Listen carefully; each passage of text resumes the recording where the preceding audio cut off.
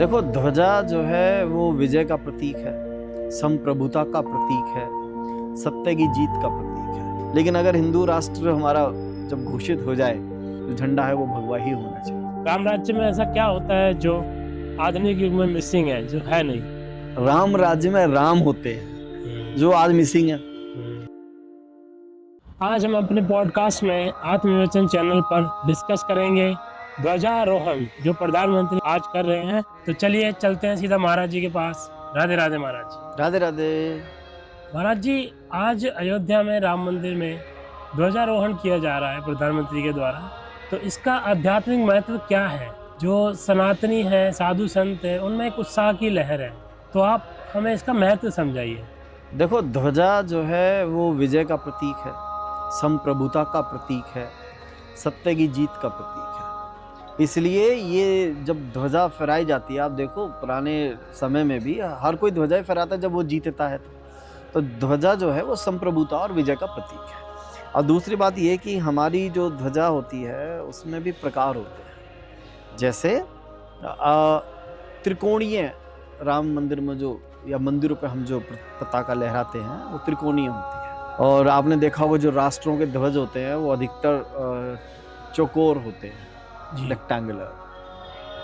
और इसका भी पीछे, इसके पीछे भी एक साइकोलॉजी है, इसके पीछे भी एक अर्थ है। वो ये है कि जो त्रिभुजीय आकार का जो झंडा होता है वो तीन तत्वों को संतुलित करने के लिए, सतोगुण, रजोगुण, तमोगुण के लिए, तो तीनों शक्तियों को एक साथ लेकर चलने और लहराने के लिए। और जो चौकोर झंडा होता है वो हमारी स्थिरता के लिए, शांति के लिए और स्थायित्व के लिए जाना जाता है।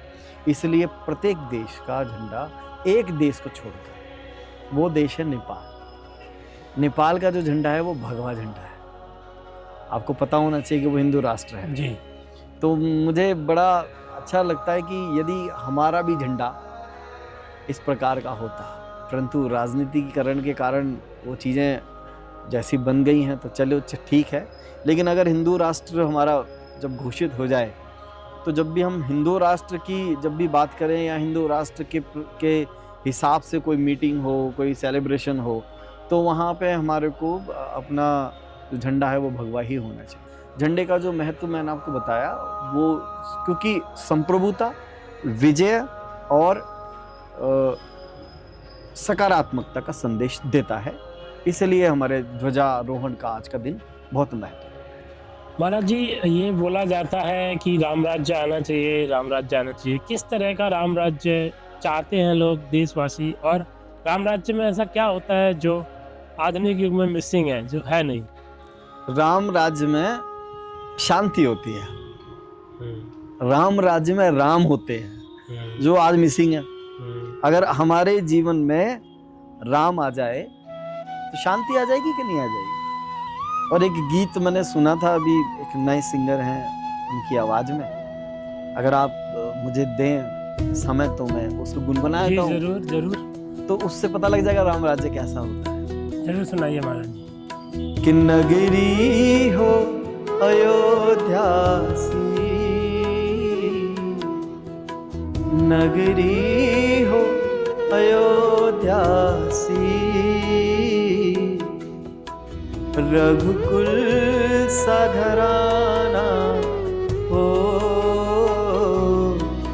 जहाँ चरण हो राघव के, वहाँ मेरा ठिकाना हो।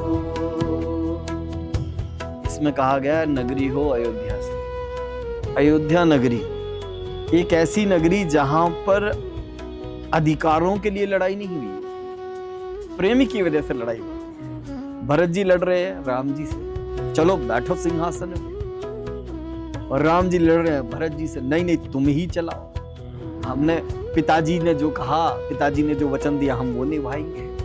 पिताजी कह रहे हैं बेटा छोड़ दो, कोई बात नहीं। सब उनको सलाह दे रहे हैं, कोई बात नहीं, जो हो गया सो हो गया, चलो, लेकिन नहीं जा रहे ना।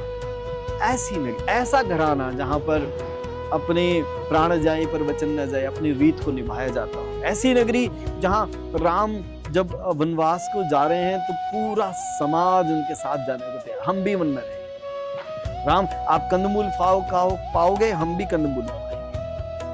आप पादुकाएं नहीं पहनेंगे, हम भी पादुकाएं नहीं पहनेंगे। ऐसी नगरी की कल्पना की जा रही है जहां इतना प्रेम हो आपस में, समाज में, अपने राजा के प्रति। और राजा के प्रति प्रेम तब होगा जब राजा प्रजा के प्रति प्रेम रखेगा।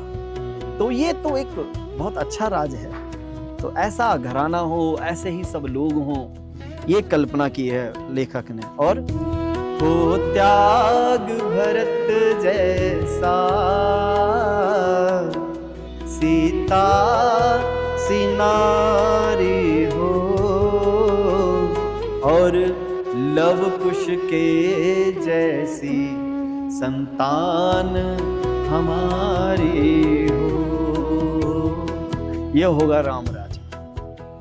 क्योंकि यदि आप त्याग करना नहीं जानते, सिर्फ अधिकार ही लेना जानते हैं, तो ये कभी एक अच्छा राज नहीं हो सकता। हो सकता है कि सामने वाले के लिए आपको अपने अधिकार को भी छोड़ना पड़ जाए कि वो प्रसन्न हो, उसकी प्रसन्नता का ध्यान रखा जाए। सीता मैया जैसा हर घर में एक माँ हो जो अपने पति के लिए सब कुछ छोड़ने को तैयार हो, उसे सम्मान के लिए, उसकी बात रखने के लिए, तो क्या ऐसा घर अच्छा नहीं होगा? आपको हमारे इस पॉडकास्ट में क्या अच्छा लगा, नीचे कमेंट बॉक्स में कमेंट करके बताइए और अपने प्रश्न हमें दीजिए ताकि हम उनका भी सॉल्यूशन महाराज जी से ले सकें। राधे राधे। राधे राधे महाराज जी। राधे राधे।